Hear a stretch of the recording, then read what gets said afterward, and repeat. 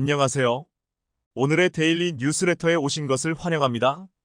한국의 국제 위상이 지금 최고조에 다다랐습니다. 이는 마국의 가장 강력한 대권주자로 손꼽히며 과거 한국에게 불리한 발언을 일삼았던 미국 대선주자 도널드 트럼프도 한 수 접게 된 건데요. 과거 한국에게 엄청난 분담금을 내지 않는다면 주한미군을 철수시키겠다 주장했던 트럼프가 최근 대선을 앞두고 갑자기 한국에 대한 태도를 돌변시켜 미국 내에서도 화제가 되고 있습니다. 과연 무슨 일이 일어나고 있는 것인지 최근 국제 정세가 심상치 않게 흘러가며 국제적으로 한국의 중요도가 점점 올라가고 있습니다. 과거 대통령 시절 트럼프는 타임과 인터뷰에서 한국에서 미군을 철수할 것이냐는 질문에 난 한국이 우리를 제대로 대우하기를 원한다. 난 그들이 한국에 있는 주한미군 4만 명에 대해 사실상 아무것도 지불하지 않았기 때문에 협상을 했다. 이제는 한국 역시 지불을 할 때라고 얘기했다. 라며 한국이 더 많은 분담 금액을 내지 않는다면 한국에서 주한미군을 완전히 철수시키겠다 말했습니다. 당시 미국 군사 전문가들은 이런 트럼프의 발언에 동맹 관계인 한국에서 미군을 트럼프 개인의 의지로 넣었다 뺐다 하기는 어려울 것이지만 전형적인 장사기질이 있는 트럼프가 한국과 협상에서 더 유리한 위치에 있기 위한 쇼를 보인 것이다라며 트럼프가 한국보다 우위에 있기 원한다 전했습니다. 그러나 이젠 상황이 완전히 달라진 것 같은데요. 대한민국 국방부는 최근 한국은 마음을 먹으면 1년 이내는 물론 8주면 핵무장 배치를 할 수 있는 기술 기반이 있다. 일단 결심하면 기술적으로 핵무기를 만드는 것은 복잡하지 않다. 국제 비확산 체제에서 공공연히 한국을 분류할 때 마음만 먹으면 언제든 핵무장을 할 수 있는 나라로 포함시킨 것은 아무 근거가 없는 이야기가 아니다려. 한국이 상황만 된다면 언제든지 핵무장이 가능해진다는 놀라운 발표를 한 것입니다. 핵 관련 기술력이 모두 준비된 현재 상황에서 국민 여론도 매우 긍정적인 분위기인데요. 미 시카고 국제문제협의회는 한국리서치에 의뢰해 최근 한국과 미국 국민들의 핵에 대한 인식을 설문했습니다. 해당 조사 결과에 따르면 한국이 자체 핵무기를 개발하는 것에 대해 응답자의 71% 가찬성 입장을 밝혔는데요. 이는 국민 10명 중 7명 이상이 핵에 찬성한다는 것이며 국민들의 정서상액은 전혀 문제가 없어 보입니다. 그런데 더욱 놀라운 것은 미국 민 56%도 한국이 핵을 가지는 것이 좋을 것이라고 응답한 것입니다. 이러한 조사 결과에 미 외교안보 싱크탱크인 전략국제문제연구소 빅터차 한국 석자는 트럼프의 두 번째 임기는 한반도를 근본적으로 변화시킬 수 있다. 한국은 상당히 높은 확률로 핵을 가지게 될 것이고 이는 주한미군의 필요성에 의문을 가져올 것이다라며 한국이 완전한 자주국방을 거머쥘 수 있다 전했습니다. 한반도를 둘러싼 기류가 이상하게 흘러가니 뛰어난 장사꾼 트럼프가 이익이 되는 쪽으로 급선회를 감행했는데요. 조지아주 애틀랜타의 CNN 스튜디오에서 민주당 후보인 조 바이든과 첫 TV 토론에 나온 트럼프는 미군의 아프가니스탄 철수로 미국은 제3세계로 전락했다. 이런 바이든의 실수를 반복하지 않을 것을 분명히 밝히며 글로벌 긴장을 완화하기 위해 한국을 지원하고 군사경제 외교적 협력을 발전시키기 위한 노력을 돕겠다. 라며 갑자기 미군의 아프가니스탄 철수 예시를 들며 주한미군을 빼는 실수는 바이든이나 하는 것이라고 덮어씌웠습니다. 여기에 더해 트럼프 전 행정부에서 국가안전보장회의 사무총장 등을 지낸 프레드 플레이츠도 인터뷰를 통해 미국과 한국, 일본은 트럼프 2기 정부 때도 중국과 북한에 대응하기 위해 강하게 협력할 것이다. 특히 한국은 강력한 우방국임을 확인하게 될 것이라며 최근 들어 트럼프 본인과 트럼프의 인사들이 한국의 기세에 한수 접는 모습을 반복해서 보이고 있습니다. 결국 트럼프도 더 이상 주한미군으로 한국을 쥐락펴락할 수 없음을 알고 한국이 여차하면 핵을 가지게 될 것을 직감적으로 알게 된 것인데요. 이렇게 되나 저렇게 되나 키카드는 한국이 쥐고 있어 트럼프 정권까지 눈치가 보는 기염을 토하고 있습니다. 여러분은 이런 상황에서 한국이 핵을 가진다면 그 시점이 언제가 되어야 한다고 보시나요?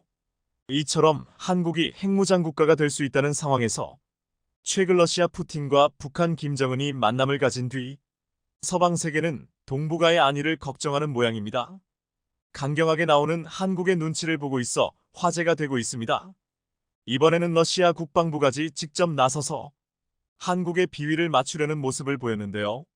김정은이 최근 계속해서 오물풍선을 보내고 군사 도발을 이어기는 와중에 아직도 부족하다 느꼈는지 북한 측은 대한민국이 먼저 무력 사용을 시도할 경우 주저없이 수중의 모든 수단과 역량을 총동원해 대한민국을 완전히 초토화해 버릴 것이다라며 위협을 가했습니다.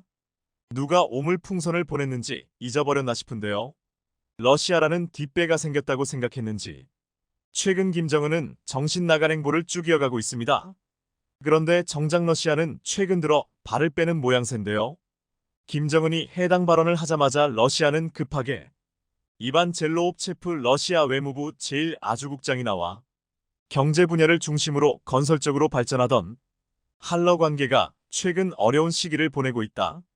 이는 한국이 마국과 동맹 관계이기 때문에 러시아를 상대로 한전쟁에서 서방을 지원해야 했다는 것을 이해한다.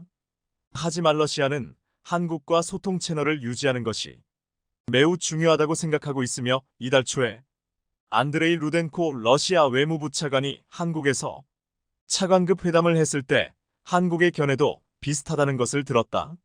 라며 한국과 러시아는 비슷한 견해를 가지고 있으며 앞으로도 좋은 관계를 유지하고 싶다는 아이러니한 말을 내뱉죠. 즉 김정은이 강한 도발을 하자마자 러시아는 한국에게 본인들의 의지와는 상관이 없다며 내뺀 것인데요. 이는 루덴코 차관뿐 아니라 푸틴의 말을 직접 들은 러시아 외무차관이 25일 스푸트니크 통신에서도 밝히기를 19일 푸틴 대통령과 김 위원장이 체결한 조약은 미국 때문이다. 한국이 낮에 3국 겨냥한 것이 아니라는 것을 강조한다. 이미 어려운 동북아 지역 상황을 약화하려는 것은 아니다. 우리는 한국이세 협의를 이해심을 갖고 수용하길 기대한다. 라며 한국의 비위를 건드리지 않고자 하는 의지를 보였습니다. 러시아가 이렇게 한국에게 애걸복걸하는 것은 국산 무기가 최근 이후 유럽으로 불티나게 팔리고 있기 때문인데요. 2022년 폴란드에 K-전차와 K9 자주포를 비롯해 FA-50 경공격기 등 최대 40조 원 규모의 수출액을 올리면서 사상 최대 실적을 달성한 K방산의 주력 무기들은 이후로도 경쟁국 기종을 제치고 수조 원대의 추가 수주에 성공하는 등 전례 없는 호황을 이어가고 있습니다. 올해도 조 단위의 방산 수출이 잇따라 확정되면서 정부가 제시한 4대 방산 강국이 눈앞에 다가왔는데요. 최근 들어 EU에 소속된 루마니아도 방산 계약을 체결해 EU 내에서 국산 무기의 입지는 점점 넓어지고 있으며 호주와 UAE 등과도 수출 계약을 완료한 상황이라 이젠 전 세계로 국산 무기들이 판로를 넓히고 있습니다.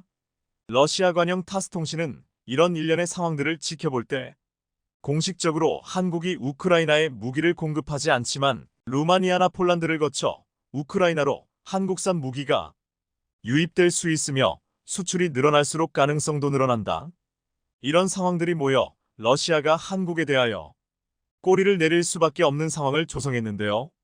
러시아 국방부도 최근 따로 성명을 발표하며 한국과의 관계 악화를 원하지 않는다. 북한과의 교류는 북한과 대화일 뿐이고 한국을 겨냥한 게 아니라고 거듭 강조하고 싶다. 러시아는 한국에게 언제나 열려 있다라며 본인들을 타겟으로 삼지 말라고 애원하는 모습을 보였습니다. 결국 북한은 러시아를 믿고 까불기 시작했지만 정작 큰형이라 믿었던 러시아는 한국에게 매우 조심스러운 태도로 변하고 있는데요. 여러분은 러시아가 이런 태도를 가지게 만든 대만 총통 선거 이후 중국의 군사적 압박이 더욱 거세지고 있습니다. 얼마 전 중국 군용기 14대와 군함이 대만 주변을 비행하며 순찰을 하는 모습이 대만 국방부에 의해 포착됐습니다. 로이터 통신에 따르면 대만 국방부는 14일 오후 1시부터 중국 제16 전투기와 드론 등 중국 군용기 14대가 대만 북부와 남서부 지역에서 활동하는 것을 감지했다고 보도했습니다. 이들 항공기 가운데 9대는 대만 해협 중앙선을 넘어 중국 군함과 협력해 합동 전투 준비 태세, 순찰까지. 이처럼 중국군은 대만 앞바다에서 공군과 해군이 합동작전을 펼치고 있습니다. 그야말로 본인들의 국방 전력을 모두 쏟고 있는 것입니다. 대만은 지난달 라이칭더 민진당 부주석을 차기 총통으로 선출했는데 중국은 5월 취임하는 라이칭더를 분리주의자라며 회담을 거부한 바 있습니다. 중국은 최근 몇 년간 대만 인근에서 대규모 전쟁 모의 연습을 벌이며 대만에 대한 군사적 압박을 강화해 왔는데요. 전투기는 물론 대만 코앞에서 미사일 실사격 훈련을 하며 압박 강도를 높이고 있습니다. 최근 중국군은 대만과 가장 가까운 푸젠성 해안에서 대함 미사일 발사 훈련을 실시했습니다. 민간 항공기의 항로를 바꿔 사실상 군사 경계선 역할을 했던 타이완 해협 중간선 무력화에 나선 것입니다. 해안가 이동식 미사일 발사대에서 순항 미사일이 가상의 적 군함을 향해 발사됩니다. 특히 이번에 중국 해군의 훈련은 대만 해협을 사정거리 안에 두고 진행된 것이라 더욱 위협적이었습니다. 대만에 대한 압박은 공중에서도 이뤄지고 있습니다. 중국은 양안 사이 절충안이었던 기존의 민간 항공기 항로 대신 대만 해협 중간선에서 8km도 채 떨어지지 않은 새로운 항로를 이용하겠다고 선언했습니다. 아예 대만 해협 중간선이란 것은 존재하지 않습니다. 라고 공언할 정도입니다. 대만은 중국이 설정한 새 항로가 유사시 군용기 항로로 이용될 가능성이 있다고 우려하고 있는데요. 군사적 충돌을 막기 위한 비공식 경계선인 대만 해협 중간선을 사실상 무력화시킨다는 분석입니다. 중국이 항로 변경을 발표한 직후에도 중국 군용기가 대만 해협 중간선을 넘어 비행하는 모습이 포착되는 등 중국의 대만 대한 전방위 압박이 거세지고 있는 가운데 대만도 중국 침공 대비 훈련을 진행하고 있으며 의무 복무 기간도 기존 4개월에서 1년으로 연장하면서 대비하는 모습입니다. 그런데 이런 긴장 상황에서 중국이 대만 침공의 빌미로 삼을 수 있는 굉장히 위험한 사건이 발생했습니다. 대만 해경에 쫓기던 중국 어선이 전복되어 2명이 사망하는 사건이 일어난 것입니다. 지난 14일 중국 어선이 중국 푸젠성과 23km 떨어진 대만 진먼도 수역에 들어와 불법 조업을 하다 대만 해경이 들이닥치자 해경의 검사 요구를 거부하고 도망치면서 배가 전복되었고 선원 4명이 모두 물에 빠졌다고 합니다. 이들은 대만 해경에 모두 구조됐으나 2명은 응급조치에도 불구하고 결국 목숨을 잃었는데요. 사건 즉시 중국은 춘제기간 양안 동포들의 감정을 해친 악성 사건이 발생한 데 대해 대만을 강하게 규탄한다며 진상규명을 촉구했습니다. 대만 해안경비청은 일단 사실관계는 인정했습니다. 대만 언론들은 중국 어선이 조업 한계선을 위반했고 대만 해경의 검사 요구도 거부했다고 보도했습니다. 중국은 자국민이 사망한 만큼 노발대발하고 있지만 사실 국제사회의 여론은 차갑습니다. 그간 중국 어선들이 전 세계적으로 워낙 민폐를 끼쳐왔기 때문입니다. 중국 어선이라면 그럴 수도 있겠다. 이런 공감대가 국제사회에 형성되었기 때문인데요. 대만 해경이 불법 조업을 하던 중국 어선을 납포하는 일은 작년 가을에도 있었습니다. 당시 대만 해경은 중국 어선을 납포하고 승선 인원 17명을 구금했습니다. 당시에도 대만 해경이 자신들을 발견하자 선원들이 승선을 거부하고 도주하려 했다는 게 대만 해경 측 설명입니다. 이에 해경은 100T급 함정과 다른 선박을 동원해 중국 선박을 추격했는데 추격전은 약 30분 동안 이어졌으며 이 과정에서 중국 선박과 대만 해경 선박 간 충돌까지 벌어졌습니다. 당시에는 사상자가 없었지만 중국 선원 17명은 구금됐습니다. 이처럼 대만은 그간 불법 중국 어선에 대해 강경한 입장을 보여왔습니다. 이번 사건 역시 유감이지만 정상적인 법 집행 중 일어난 사고였다고 일축했는데요. 대만이 이렇게 중국 불법 어선을 강력 단속하게 된 데에는 이유가 있습니다. 중국 어선들이 대만의 금지 수역 또는 제한 수역에 들어와 높은 가격의 어류를 불법으로 싹쓸이하고 있기 때문입니다. 이것이 대만 어민들의 이익을 해치고 연안 주민의 일상을 파괴한다고 보고 있습니다. 대만은 지난 8년 동안 9,000척의 중국 선박을 쫓아냈다고 발표한 바 있습니다. 실제로 최근 중국 어선들의 막장 행각으로 꼴머리를 앓고 있는 나라는 한국도 마찬가지입니다.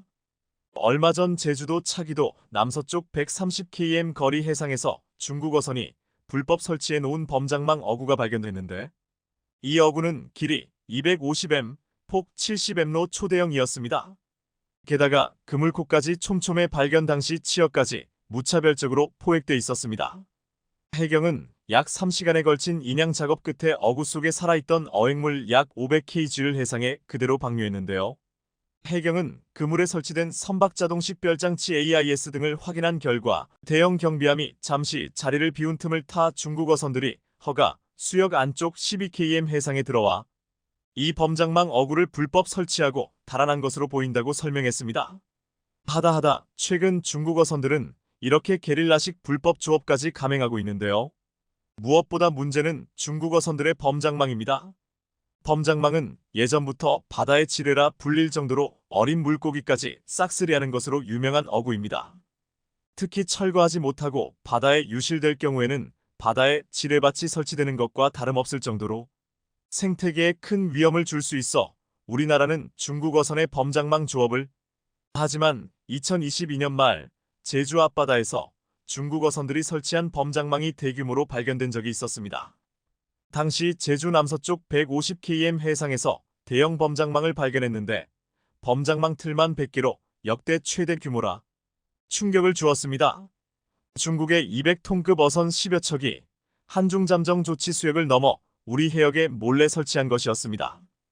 또한 얼마 전 한국 해경은 제주 서쪽 185km 해상에서 중국 어선들이 설치한 범장망 60여 틀을 철거했는데요. 이 범장망 속에서 나온 어족 자원만 해도 무려 350억 원에 달했습니다. 이러니 중국 불법 어선 때문에 얼마나 많은 어족 자원에 피해가 있는지 알 수 있습니다. 이처럼 대만 못지않게 한국 어민들도 중국 어선들 때문에 조업 질서가 무너지고 수산자원 보호에 막대한 악영향을 받고 있는 실정이라 해경의 특별 단속과 지속적 순찰로 중국 어선을 원천 차단하기 위해 불철주야 애쓰고 있는 실정인데요. 그런데 14일 오후 중국 남부 푸젠성 앞바다에서 중국 어선이 침몰해 어민 2명이 사망하는 사고가 났던 당시 그 해역에는 중국 군함과 군용기가 모두 있었다는 사실이 밝혀졌습니다. 대만 국방부는 당시 24시간 동안 중국군 군용기 5대와 군함 4척이 대만 주변에서 탐지됐으며 그중 군용기 2대는 대만 해협 중간선을 넘어 대만 방공식별구역 ADIG에 진입했다고 발표해 중국군은 제대로 망신을 당했습니다. 자기 나라 불법 어선을 보고도 방관한 것은 물론 대만 군함이 중국 어선을 추격하는 상황을 탐지조차 못했기 때문입니다.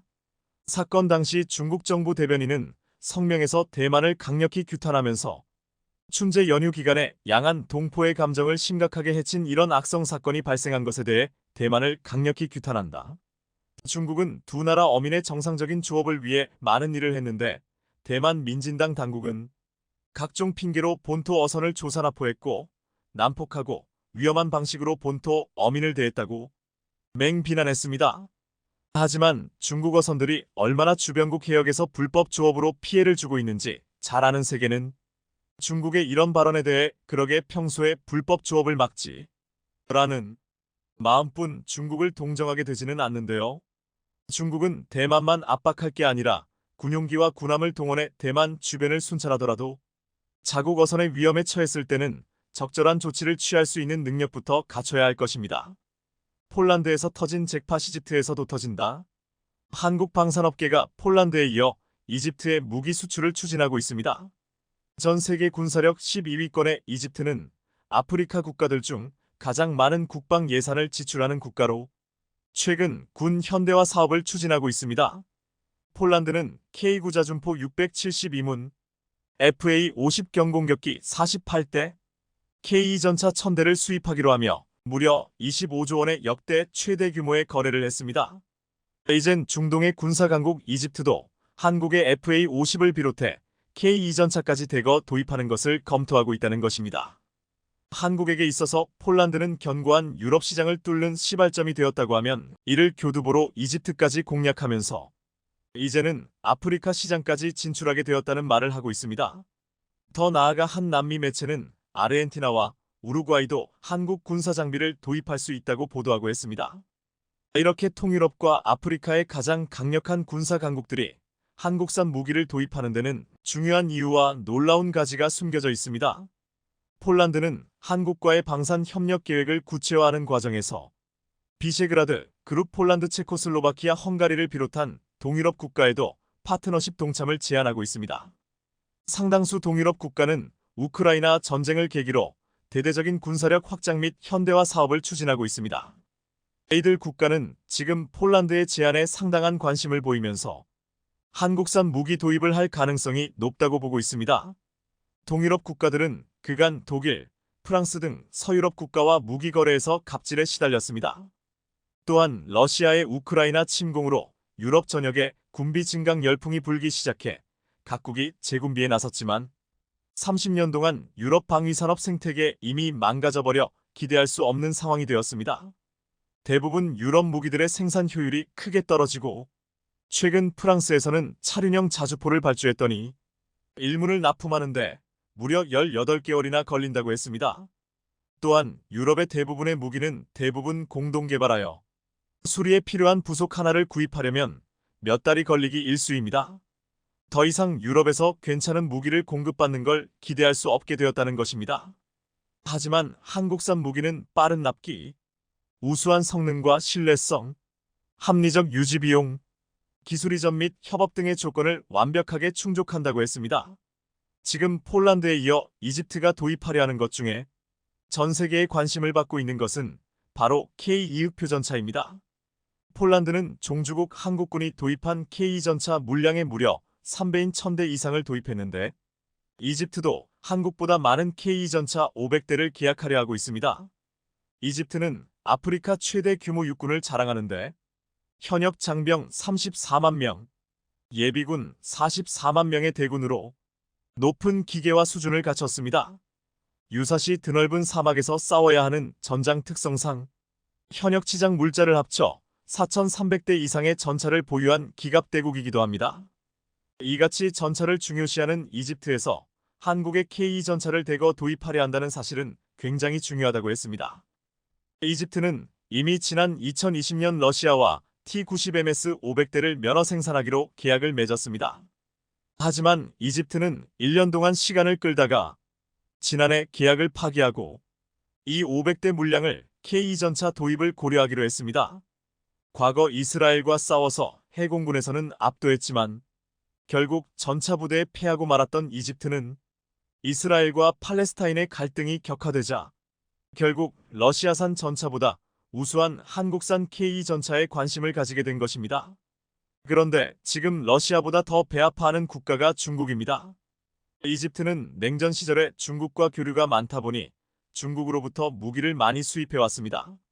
2016년 1월 21일 시진핑 주석이 LCC 대통령을 만나면서 15개 분야에서 무려 150억 달러 약 18조 2천억 원에 달하는 계약을 체결했습니다. 특히 지난 2019년 새로운 전투기를 도입한다며 중국 JF-17을 주요 후보로 선정했습니다. 중국은 이 전투기를 매우 저렴한 비용에 제공할 것이라고 했습니다. 하지만 이번에 이집트는 FA-50에 관심을 가지면서 이 중국산 전투기 도입도 무산될 수 있다고 보고 있습니다. 2019년 7월에 이집트의 신행정수도 건설에 중국 자본이 많이 투입되고 중국 기업들이 많이 진출했지만 이 과정에서 1대1로에 이집트도 참여한 것에 대해 이집트 내에서 우려의 목소리가 높아지기도 했습니다. 중국은 그동안 아프리카 국가들을 1대1로에 참여시키며 남의 기술 백에서 값싸게 무기들을 팔아 이속을 챙겨왔습니다. 하지만 이집트를 시작으로 이제 아프리카 국가들까지 한국산 무기들이 인기를 끌면서 자신들이 공들여왔던 시장을 한국에게 빼앗길 수 있다는 위협감을 느끼고 있다고 했습니다.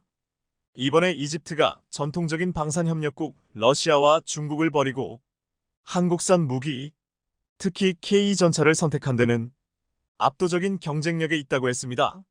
우선 러시아산 T-90S는 2000m 거리에서 60만 650 장갑판밖에 관통하지 못하지만 한국산 K-2 전차는 2000m 거리에서 70만 850 수준의 장갑 관통력을 보입니다. 이 정도의 공격력을 발휘할 수 있는 동급 전차는 K-2가 유일합니다.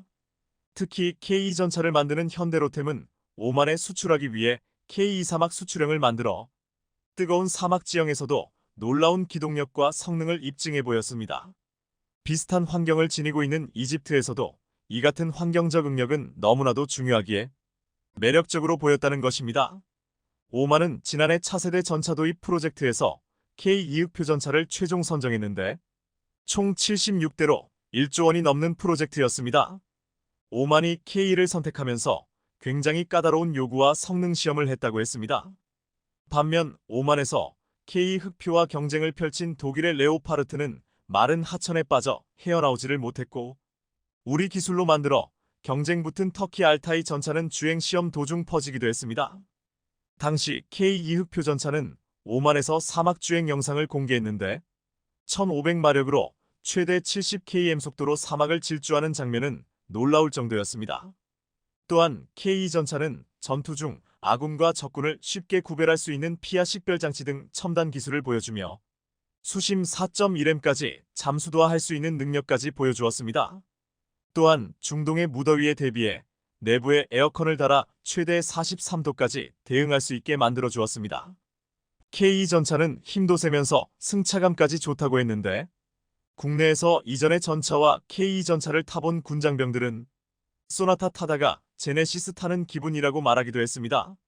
오만은 아프가니스탄과 이라크 전쟁을 반영하여 급조 폭발물 및 대구경 대전차 무기에 대응하면서 측면 방어력 강화를 요구했습니다. 이에 K2 흑표 전차에는 적의 대전차 미사일을 교란시키거나 대전차 미사일을 직접 파괴할 수 있는 능동방어 시스템을 갖추었습니다. 또한 K2 흑표 주포는 에이브럼즈 및 레퍼드 2탱크보다 큰 120L44 구경으로 1.3m 더 길게 만들었고, 분당 15발을 발사할 수 있게 만들었습니다. 즉 K2 흑표 전차는 수륙 양용으로 움직이면서 분당 15발을 자동으로 추적하면서 쓸 수 있고, 사막이나 동토에서나 습지에서도 작동하는 놀라운 기동력을 갖추었다는 것입니다. K2 흑표 전차는 미국, 러시아, 프랑스, 독일 전차들의 장점만 모두 모아놓은 전차라고 했습니다. 최근 한 러시아 매체는 칼럼에서 K2 흑표 전차를 경계하는 글을 썼습니다. 러시아가 자랑하는 4세대 전차 아르마타보다 한국의 흑표 전차가 앞서 있는데, 흑표 전차는 완제품이 1200만 달러로 가장 비싼 전차에 속하지만 러시아 전차는 절반인 600만 달러 정도라고 했습니다. 하지만 아르마타의 수출 실적은 전혀 없는데, K 전차는 전 세계 국가들에게 제시되고 있다고 했습니다. 이제 한국의 K2 흑표 전차는 최고의 열악한 환경 속에서도 무시무시한 힘을 발휘할 수 있는 세계 최강의 전차로 인정받고 있습니다. 무엇보다 이렇게 경쟁력 있는 전차를 당장 공급할 수 있는 나라는 한국밖에 없다고 했습니다. 최근 트위터에서 K2 흑표를 비판하고 독일을 실드치던 영국인에게 폴란드 형님이 한 발언이라는 글이 화제가 되고 있습니다. 이 영국 전문가라는 이는 왜 폴란드가 유럽을 배신하고 한국에게 무기를 사냐는 식이었습니다. 영국, 폴란드, 한국, 독일이 그려진 그림에는 이런 대화가 오갔습니다. 영국, 독일이 신뢰할 수 없는 국방 파트너라는 이야기는 푸틴의 변명에서 나온 것입니다. 독일이 NATO 약속을 지키지 않을 것이라고 말하는 것은 어리석은 일입니다. 궁극적으로 독일은 5.000km 떨어진 나라 한 국가 아닌 유럽의 문 앞에 있는 산업강국입니다. 폴란드 너네 탱크 1000대 사고 싶은데 얼마나 빨리 배송 가능해? 독일, 우리 레오 EH를 사주세요. 우리가 만들 때까지 8년만 기다리면 돼요. 한국 구매해주셔서 감사합니다. 우리 군의 주문 분량을 돌려서 지금 바로 보내드리겠습니다. 지난 8월 중국의 기술기업 화웨이는 7나노급 애플리케이션 프로세서를 장착한 최신 스마트폰을 공개했습니다. 중국은 반도체 자립을 이뤄낸 것이냥 의기양양하게 화웨이의 최신 스마트폰을 마음껏 홍보했습니다. 미국은 깜짝 놀랐습니다. 그렇게 수많은 반도체 제재를 했는데 대체 어떻게 화웨이가 첨단 AP를 장착한 최신 스마트폰을 출시할 수 있었는지, 자기들이 했던 그 많은 제재들이 거의 효과가 없었다는 말인가 망연자실한 표정이었습니다. AP는 스마트폰의 두뇌 역할을 하는 시스템 반도체입니다. 최신 스마트폰을 내놓으려면 다양한 첨단 부품이 필요한데 화웨이는 이걸 대체 어떻게 구한 것일까요? 화웨이는 정말 미국의 제재 벽을 뚫고 반도체 자립을 이뤄낸 것일까요? 지난 8월 말 중국의 기술기업 화웨이는 플래그십 스마트폰 메이트 60 프로를 출시하자 미국의 대중국 반도체 제재에 참여했던 서방 국가들은 깜짝 놀랐습니다. 화웨이가 첨단 반도체 칩이 들어간 최신 스마트폰을 출시한 게 사실이라면 사실상 미국과 서방 국가들이 합심해서 대응했던 각종 기술 제재는 유명무실했다는 것을 입증하는 것이기 때문입니다. 각종 매체들이 화웨이가 내놓은 최신 스마트폰에 네덜란드 반도체 장비 업체 ASML에서 만든 심자 외선 DUV 장비를 활용해 SMICOI 생산한 반도체를 탑재했다고 보도하자 불쾌한 듯 미국 상무부 장관은 이렇게 말했습니다. 매우 우려스럽다. 미국을 보호하기 위해 앞으로 우리는 가장 강력한 조치를 취할 것이다.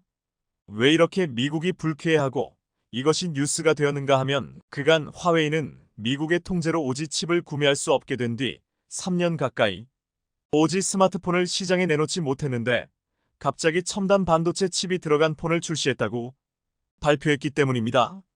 미국의 제재는 강력했습니다.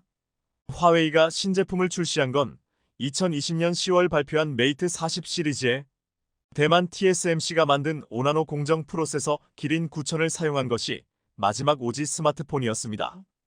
그런데 최신 스마트폰 메이트 60 프로에 자체 개발한 7나노 오지 칩셋을 적용했다니 미국과 서방국들이 놀랐던 것인데요. 7나노 공정 이하의 반도체 칩은 중국한테는 반입이 금지된 극자외선 UV 장비 없이는 생산하기 어렵다는 게 업계의 정설이었기 때문입니다. 충격을 받은 미국은 이후 네덜란드 정부와 협력해 더욱 더 네덜란드 ASML의 첨단 장비가 중국으로 흘러들어가지 못하도록 고삐를 쥐었고 엔비디아의 첨단 AI 반도체가 행여 중국으로 들어갈까 강력히 규제했습니다. 그런데 새로운 사실이 밝혀졌습니다. 화웨이가 첨단 반도체를 탑재했다는 그 메이트 60 프로를 자세히 뜯어보니 중국이 자체 생산했다는 7나노 반도체는 예상대로 7나노스럽지 않은, 아니 그보다 한참 부족한 성능이 드러난 것입니다. 사실상 가짜 반도체라고 볼 수 있습니다. 얼마 전 미국 IT 전문지 톰스 하드웨어는 12월 18일 화웨이의 최신 스마트폰 메이트 60 프로에 들어간 기린 9000S AP와 미국의 제재 이전에 대만 TSMC에 맡겨 생산했던 AP 기린 9000의 성능 검사 결과를 공개했습니다. 검사 결과 화웨이의 스마트폰에 탑재된 AP의 성능은 미국의 제재 이전, 그러니까 2020년 화웨이가 대만 TSMC에 위탁해 제조했던 5나노급 AP보다도 성능이나 전력 효율이 크게 떨어지는 것으로 드러났습니다. 한마디로 3년 전 제품보다 못하다는 것이었습니다. 일반적인 정보 처리 능력은 메이트 60 프로에 들어간 AP가 제재 이전에 탑재한 것과 비슷하거나 일부 나은 것으로 나왔습니다. 반면 그래픽 처리 능력은 검사 프로그램에 따라 2033%가량 뒤처진다는 평가가 나왔습니다. 전력 효율도 10%가량 떨어졌습니다. 눈에 띄는 비교는 화웨이의 메이트 60 프로에 들어간 AP와 삼성 갤럭시 S21에 들어간 AP인 퀄컴 스냅드래곤 888을 비교했더니 3년 전 나왔고 삼성 갤럭시에 탑재된 스냅드래곤 8880의 최신 폰이라고 자랑하는 화웨이의 메이트 60 프로에 들어간 AP보다 성능이 좋았다는 사실입니다. 따라서 화웨이가 최신 폰이라고 내세운 스마트폰은 중국 내에서는 애국심의 호소에 팔 수 있겠지만 해외에서는 더는 삼성전자나 애플의 경쟁 상대가 아니라는 얘기였습니다. 더 큰 문제는 화웨이 폰에 탑재된 AP는 중국 반도체 위탁 생산업체인 SMIC가 7나노 공정으로 제조했는데요. 7나노급 이상 첨단 반도체를 만들려면 네덜란드 ASML사가 공급하는 극자외선 UV 노광 장비가 필요한데 중국은 미국의 제재로 이 장비를 살 수 없다 보니 이전 단계 설비인 심자외선 DUV 노광 장비로 7나노 칩을 만드는 공정을 채택했습니다. SMIC가 스카우트한 대만 TSMC 출신 기술자들이 이 기술 개발을 주도했다는 것도 밝혀졌는데요. 하지만 수준이 떨어지는 심자외선 DUV로 7나노 반도체를 만들려면 공정이 아주 복잡하다는 단점이 있습니다. 파이낸셜 타임스 FT는 극자외선 UV로 7나노 반도체를 제조할 때는 공정이 7단계인데 이전 단계 설비인 심자외선 DUV를 이용하면 34단계 공정이 필요하다고 보도한 바 있습니다. 하지만 여기서 끝이 아닙니다. 더 큰 문제는 불량률이 높다는 점입니다. 시험 생산 단계에서 화웨이 메이트 60 프로의 기린 9000S의 수율은 30% 수준이었습니다. 쉽게 말해 100개를 만들면 30개 정도만 정상 제품이라는 뜻입니다. 이런 수준인데도 중국 반도체 업체들은 우물 안개구리처럼 서로 헐뜯기에 바쁩니다. 최근 화웨이와 샤오미는 폴더블 힌지 기술을 놓고 서로 상대방이 자기 것을 베꼈다며 특허권 공방을 벌이느라 여념이 없습니다. 중국은 막대한 세금으로 화웨이와 샤오미 등을 지원하면서 반도체 약진 운동을 펼쳤지만 이런 방식으로는 도저히 한국과 대만을 따라잡을 수 없습니다. 고육지책으로 중국은 2020년 미국의 반도체 제재가 시작되자 DUV 장비 신제품과 중고제품, 각종 부품, 원재료 등을 최대한 사모았고 이렇게 모은 장비와 원재료로 7나노급 반도체를 만들어냈는데요. 하지만 전문가들은 이렇게 전망합니다. 고장이 나도 고칠 부품이 부족하고 AS도 불가능해질 것이다. 더구나 그동안 사모은 부품과 원재료도 23년이면 재고가 바닥날 것이다. 즉, 미국의 대중국 반도체 제재가 효과가 없었던 게 아니었습니다. 이 같은 검증 결과에 가장 안심한 곳은 미국이었습니다. 미 상무부는 하원 청문회에서 화웨이의 칩은 성능과 수율 측면에서 시장 기준에 못 미치는 제품이다. 수년 전 자사 제품에 장착한 칩보다 성능이 떨어진다. 고 평가절하했습니다. 결국 미국이 제재를 풀지 않는 한중국의 반도체 자립은 사실상 불가능한 도전이 될 것으로 보입니다. 반면 한국은 반도체 분야에서 최근 엄청난 성과를 거두었습니다. 특히 올해 국내 AI 반도체 스타트업들은 글로벌 시장에 뜨거운 관심을 받았습니다. 리벨리온사 피온퓨리오사어, 디벡스 모빌린트 등 국내 AI 반도체 스타트업들은 벤치마크 테스트 등을 통해 뛰어난 성능을 입증해왔고 GPU에 대항할 수단으로 NPU, 즉 신경망 처리 장치 개발에 주력하고 있습니다. NPU는 컴퓨터가 데이터를 학습하고 자동으로 결과를 계산하는 머신러닝에 특화된 칩인데요. GPU와 같은 범용성은 갖추지 못했지만 데이터 연산 효율성이 높다는 장점이 있습니다. 한편 미국은 한국과 손을 잡고 화웨이를 비롯해 중국의 기술 기업들에 대한 새로운 수출 통제를 시작하려 하고 있습니다. 12일 워싱턴 DC에서 열린 한미경제안보 콘퍼런스 기조연설에서 엘렌 에스테베스 상무부 산업안보차관은 이런 발언을 했습니다. 기존의 수출 통제 체제가 기술이 발전하는 속도를 따라가지 못하고 있기 때문에 새로운 체제를 만들어야 한다. 미국과 동맹국들은 적들로부터 어떻게 기술을 보호하고 어떻게 수출 통제를 구축할지에 대해 논의 중이다. 기술이 적국으로 넘어가지 않도록 하기 위해 전보다 더 수출 통제를 강화하겠다는 이야기입니다. 이 말은 곧 화웨이 등 중국 기업들이 새로운 기술을 따라오지 못하도록 더욱 더 엔비디아 반도체 등 핵심 부품에 대한 수출 통제를 강화하겠다는 뜻으로 읽히고 있습니다. 그런데 이때 한 기자가 한국도 새로운 수출 통제에 대한 논의를 하는 동맹에 포함되느냐? 하는 민감한 질문을 던졌습니다. 그러자 미 상무부 에스테베스 차관은 이렇게 말했습니다. 우리가 한국에 참여 없이 할 수 있을 것이라고 생각하지 않는다. 사실상 반도체 분야에서 한국 없이는 중국을 제재하는 것이 불가능하다는 것을 공개적으로 밝힌 것입니다. 단기적으로 중국에 수출 규제를 하는 것은 핵심 광물 자원을 무기화하고 있는 중국을 자극해 한국의 산업 전반에 영향을 주어 한국 기업들의 고민이 클 수밖에 없겠지만 장기적으로 봤을 때는 중국 첨단 산업의 발전을 늦춘다는 점에서 의미가 있어 보입니다. 시청해주셔서 감사합니다.